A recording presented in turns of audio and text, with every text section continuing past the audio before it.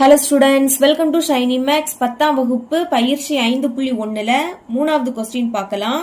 வரிசையில் அமைந்த முக்கோணத்தின் முனைப்புள்ளிகளும் அதன் பரப்புகளும் அட்டவணையில் கொடுக்கப்பட்டுள்ளன. P இன் மதிப்பை காண்க. நமக்கு இங்க முனைப்புள்ளி கொடுத்திருக்காங்க, அதுவும் வரிசையில தான் கொடுத்திருக்காங்க. அப்ப இதை நீங்க கிராஃப்ல குறிக்காண்டாம். இனி அதோட பரப்பளவும் இங்க தந்திருக்காங்க. நம்ம இங்க என்ன கண்டுபிடிக்கணும்னா P இன் மதிப்பை காண்க. அதாவது P இதோட மதிப்பை தான் நம்ம கண்டுபிடிக்கணும். சரிங்களா? இப்ப ஃபர்ஸ்ட் சப்டிவிஷன் சால்வ் பண்ணலாம். முதல் புள்ளியை ஏன் எடுத்துக்கணும், ரெண்டாவது புள்ளி B, மூணாவது புள்ளி C. அததான் இங்க எழுதியிருக்கேன். தரப்பட்ட புள்ளிகள் அப்படின்னு எழுதி ஃபர்ஸ்ட் புள்ளியை ஏன் எடுத்துக்கணும், ரெண்டாவது புள்ளி B, மூணாவது புள்ளி C. அடுத்து கொஸ்டின்ல முக்கோணத்தோட பரப்பு கொடுத்திருக்காங்க 20 சதுர அலகு. அதையும் எழுதிக்கிட்டேன். முக்கோணம் ABC யின் பரப்பு இஸ் ஈக்குவல் டு 20 சதுர அலகு. இப்ப P யோட மதிப்பு கண்டுபிடிக்கலாம். சால்வ் பண்றேன். முக்கோணம் ABC யின் பரப்பு அதோட ஃபார்முலாவை எடுத்து எழுதிக்கலாமா? 1/2 மாடுலஸ போட்டுக்கோங்க. மேலே x1 வரும், கீழே y1 வரும். கொஞ்சம் இடம் விட்டு மேலே x2, அதுக்கு கீழே y2. மறுபடியும் கொஞ்சம் இடம் விட்டு மேலே x3, அதுக்கு கீழே y3. இனி ஃபர்ஸ்ட் உள்ளதை அப்படியே எடுத்து எழுதிக்கணும். மேலே x1 வரும், அதுக்கு கீழே y1. மாடுலஸ போட்டுக்கலாம். சமத்துக்கு அந்த பக்கம் 20 இருக்கு. இப்ப மதிப்பை பிரதியிடலாமா? 1/2 அது அப்படியே வந்துரும். மாடுலஸ போட்டுக்கலாம். ஃபர்ஸ்ட் ஏ புள்ளி 0,0 0வை மேலே எழுதிக்கணும். கமாக்கு அடுத்து இருக்க கூடியதை கீழே எழுதிக்கணும். அதுவும் 0 தான். அப்ப 0 எழுதிக்கலாம். இரண்டாவது பி புள்ளி P,8 P மேலே எடுத்து எழுதிக்கோங்க. கமாக்கு அடுத்து இருக்கக்கூடிய 8 கீழே எடுத்து எழுதிக்கணும். இனி மூணாவது புள்ளி 6,2 6 மேலே எழுதிக்கோங்க. 2 கீழே எழுதிக்கணும். தந்திருக்க 3 புள்ளியும் எடுத்து எழுதின உடனே ஃபர்ஸ்ட் இருக்கக்கூடியதை மறுபடியும் எழுதிக்கணும். மேலே 0 வரும், அதுக்கு கீழேயும் 0 தான். மாடுலஸ் சமத்துக்கு அந்த பக்கம் 20. 1/2 பிராக்கெட்டை போட்டுருங்க. உள்ள இந்த பிராக்கெட்டை போடணும். இப்ப மேல இருந்து கீழே பெருக்க போறோம். 0வையும் 8ஐயும் பெருக்கலாம். 0க்கு கூட எதை பெருக்கினாலும் 0 தான் கிடைக்கும். அப்ப 0. இனி P-ஐயும் 2ஐயும் பெருக்கணும். ரெண்டுமே பிளஸ் பிளஸ் போட்டுருங்க. பெருக்கிற என்ன கிடைக்கும்? 2 × P கிடைக்கும். எழுதிக்கோங்க. இனி 6ஐயும் 0ஐயும் பெருக்கலாம். பெருக்குனா 0 தான் கிடைக்கும். ரெண்டுமே பிளஸ், அப்ப பிளஸ் 0. இனி கீழே இருந்து மேல பெருக்க போறோம். அப்ப மைனஸ போட்டுக்கிட்டு பிராக்கெட்டை ஓபன் பண்ணணும். பெருக்கலாமா? 0வையும் P-ஐயும் பெருக்குனா 0 தான் கிடைக்கும். இனி 8 6 48 ரெண்டுமே பிளஸ், அப்ப பிளஸ் 48. இனி 2ஐயும் 0ஐயும் பெருக்கலாம். பெருக்குனா 0 ரெண்டுமே பிளஸ், அப்ப பிளஸ் 0. பிராக்கெட்டை க்ளோஸ் பண்ணிருங்க. அந்த சைடு 20 இருக்கு. இனி 1/2 அந்த சைடு கொண்டு போகலாம். இப்ப பிராக்கெட்டுக்குள்ள இருக்கிறத மட்டும் சால்வ் பண்ணுங்க. எல்லாமே பிளஸ் கூட்டிருங்க. 0வையும் 0வையும் கூட்டினா 0. அதுக்கு கூட 2 P-ய கூட்டினா 2 × P கிடைக்கும். சென்டர்ல மைனஸ் இருக்கு. இங்கேயும் கூட்டுங்க. 0வையும் 0வையும் கூட்டினா 0. அதுக்கு கூட 48 கூட்டினா 48. அதாவது பிளஸ் 48.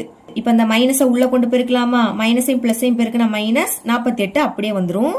அந்த சைடு 20 இருக்கு. 1/2 பெருக்கல் இருக்கு. அப்ப பெருக்கல் போட்டுருங்க. பின்னத்துல இருக்கு. அப்ப அது அந்த சைடு போனா தலைகீழா மாறும். அதாவது கீழே இருக்கக்கூடிய 2 மேலையும் மேல இருக்கக்கூடிய 1 கீழே வந்துரும். இப்ப 2 × P அதை இங்க வச்சுக்கலாம். இஸ் ஈக்குவல் டு மேல உள்ளதையும் பெருக்குங்க. 2 4 இந்த 0 அப்படியே வந்துரும். பைக்கு கீழே 1ன்னு எழுதிக்காண்டா. இனி மைனஸ் 48 இங்க வந்துனா பிளஸ் 48 மாறும். P-யோட மதிப்பு தான் வேணும். அப்ப P-ய மட்டும் வச்சுக்கலாம். 40ஐயும் 48ஐயும் கூட்டினா 88 கிடைக்கும். இந்த 2 பெருக்கல்ல இருக்கு. இங்க வந்துனா வகுத்தலா மாறும். அப்ப பைக்கு கீழே 2 எடுத்து எழுதிக்கோங்க. இப்ப 2 எப்படி கேன்சல் பண்ணலாமா? 1 2 2 4 2 8 மறுபடியும் 8 தான் இருக்கு. அப்ப 4 2 8. இதுக்கு மேல கேன்சல் பண்ண முடியாது. அப்ப மேல பாக்கி என்னது இருக்கு? 44 இருக்கு. கீழே 1ன்னா எழுதிக்காண்டாம். இதுதான் P-யோட மதிப்பு. செகண்ட் சப்டிவிஷன் பார்க்கலாம். ஃபர்ஸ்ட் புள்ளியை ஏன் எடுத்துக்கணும், ரெண்டாவது புள்ளி B, மூணாவது புள்ளி C. அடுத்து முக்கோணத்தோட பரப்பு கொடுத்திருக்காங்க 32 சதுர அலகு. தந்திருக்கதை இங்க எடுத்து எழுதியாச்சு. இப்போ முக்கோணம் ABC யின் பரப்பு அதோட ஃபார்முலாவை எடுத்து எழுதிக்கலாமா? எழுதிக்கலாம். 1/2 மாடுலஸ் ஆஃப் மேலே x1 வரும், கீழே y1. கொஞ்சம் இடம் விட்டு மேலே x2, அதுக்கு கீழே y2. மறுபடியும் கொஞ்சம் இடம் விட்டு மேலே x3, கீழே y3. இனி ஃபர்ஸ்ட் உள்ளதை அப்படியே எடுத்து எழுதிக்கணும். மேலே x1, அதுக்கு கீழே y1. மாடுலஸ் அந்த சைடு 32 இருக்கு. மதிப்பை பிரதியிடலாம். 1/2 எடுத்து எழுதிக்கோங்க. மாடுலஸ போட்டுக்கோங்க. ஃபர்ஸ்ட் ஏ புள்ளி P, P-ய மேலே எழுதிக்கணும். கமாக்கு அடுத்து இருக்கக்கூடியதை கீழே எழுதிக்கணும். அதுவும் P தான். ரெண்டாவது புள்ளி B 5,6 இப்ப 5 மேலே எழுதிக்கணும். கமாக்கு அடுத்து இருக்கக்கூடிய 6 கீழே எழுதிக்கணும். மூணாவது புள்ளி C 5,-2 5 மேலே எழுதிக்கோங்க. கமாக்கு அடுத்து இருக்கக்கூடிய -2 கீழே எழுதிக்கோங்க. தந்திருக்கக்கூடிய 3 புள்ளியையும் எடுத்து எழுதின பிறகு ஃபர்ஸ்ட் இருக்கக்கூடியதை அப்படியே எடுத்து எழுதிக்கணும். மேல P இருக்கு, கீழையும் P இருக்கு. சரிங்களா? அந்த சைடு 32. 1/2. இனி பிராக்கெட்டை ஓபன் பண்ணிருங்க. உள்ள இந்த பிராக்கெட் போடணும். மேல இருந்து கீழே பெருக்கலாமா? P-ஐயும் R-ஐயும் பெருக்குனா R × P கிடைக்கும். இனி 5-ஐயும் -2-ஐயும் பெருக்கலாம். பெருக்கும் போது ஒரு மைனஸ்னா அது அப்படியே வந்துடும். I2 10. அடுத்து 5-ஐயும் P-ஐயும் பெருக்குனா 5 × P, ரெண்டுமே பிளஸ். அப்ப +5 × P. பிராக்கெட்டை க்ளோஸ் பண்ணிருங்க. இனி கீழே இருந்து மேல பெருக்க போறோம். அப்ப மைனஸை போட்டுட்டு பிராக்கெட்டை ஓபன் பண்ணணும். பெருக்கலாம். P-ஐயும் 5-ஐயும் பெருக்குனா 5 × P. இனி 6 5 30, ரெண்டுமே பிளஸ், அதனால +30. அடுத்து -2-ஐயும் P-ஐயும் பெருக்கலாம். ஒரு மைனஸ், அப்ப அந்த மைனஸ் அப்படியே வந்துடும். 2-ஐயும் P-ஐயும் பெருக்குனா 2 × P. பிராக்கெட்டை க்ளோஸ் பண்ணிருங்க. அந்த சைடு 32 இருக்கு. அடுத்த ஸ்டெப்ல 1/2 அந்த சைடு கொண்டு போகலாம். இப்ப பிராக்கெட்டுக்குள்ள இருக்கிறத மட்டும் முதல் சால்வ் பண்ணுங்க. இங்கேயும் P இருக்கு, இங்கேயும் P, ரெண்டுமே பிளஸ். அப்ப கூட்டிருங்க. 6P-ஐயும் 5P-ஐயும் கூட்டினா 11P அப்படின்னு கிடைக்கும். பாக்கி இங்க -10 இருக்கு, வெளியே மைனஸ் இருக்கு, பிராக்கெட் போட்டுருங்க. இங்கேயும் P, இங்கேயும் P, ஒரு மைனஸ் இருக்கு, அப்ப கழிக்கணும். 5P-ல இருந்து 2P-யை கழிச்சா 3P அப்படின்னு கிடைக்கும். பேலன்ஸ் +30 இருக்கு. ஓகேங்களா? இந்த சைடு 32 இருக்கு. இங்க 1/2 பின்னம். அப்ப இந்த சைடு வந்துன்னா தலைகீழா மாறும். பெருக்கல் போட்டுருங்க. கீழே இருக்கக்கூடிய 2 மேலையும், மேல இருக்கக்கூடிய 1 கீழேயும் வந்துரும்.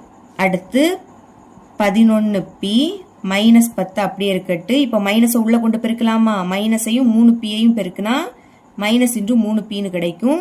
அடுத்து மைனஸையும் பிளஸையும் பெருக்குனா -30 சமம். இப்ப மேலுள்ளதையும் பெருக்கிருங்க. 32-ஐயும் 2-ஐயும் பெருக்குனா 64 கிடைக்கும். கீழே 1 எழுதிக்காண்டாம். இங்கேயும் P, இங்கேயும் P, இது பிளஸ்ல இருக்கு, இது மைனஸ்ல இருக்கு, வேற வேற குறியீடு. அப்ப கழிச்சு பெரிய எண்ணோட குறியீட போடணும். 11P-ல இருந்து 3P-யை கழிச்சா 8P அப்படின்னு கிடைக்கும். பெரிய எண் 11, அதோட குறியீடு பிளஸ். முதல் எழுதும் போது பிளஸ் குறியீடு போடாண்டாம். இனி பாக்கி உள்ளதை அங்க கொண்டு போயிடலாமா? அங்க 64 இருக்கு. இங்க -10 அங்க போச்சுன்னா +10 மாறும். அடுத்து -30 அங்க போச்சுன்னா +30 மாறும். இப்படி எழுதிக்கோங்க. இப்ப நம்மளுக்கு P-யோட மதிப்பு தான் வேணும். அதனால P-யை மட்டும் வச்சுக்கலாம். அங்க இருக்கிறது எல்லாத்தையும் கூட்டினா 104 அப்படின்னு கிடைக்கும். 8 இங்க பெருக்கல்ல இருக்கு, இங்க வந்து வகுத்தலா மாறும். அப்ப பைக்கில் 8 எடுத்து எழுதிக்கோங்க. இனி 8 வாய்ப்பாடு கேன்சல் ஆகும். 1 8 8, 10ல 8 ஒரு வாட்டி தான் இருக்கும். 1 8 8, 10ல இருந்து 8 கழிச்சா பாக்கி 2, அதை இங்க எழுதிக்கணும். இது இப்ப 24. அப்போ 3 8 24. இனி கேன்சல் பண்ண முடியாது. இப்ப மேல பாக்கி என்னது இருக்கு? 13 இருக்கு. கீழே 1 எழுதிக்காண்டாம். இதுதான் P-யோட மதிப்பு. இவ்வளவுதான் இந்த சம்.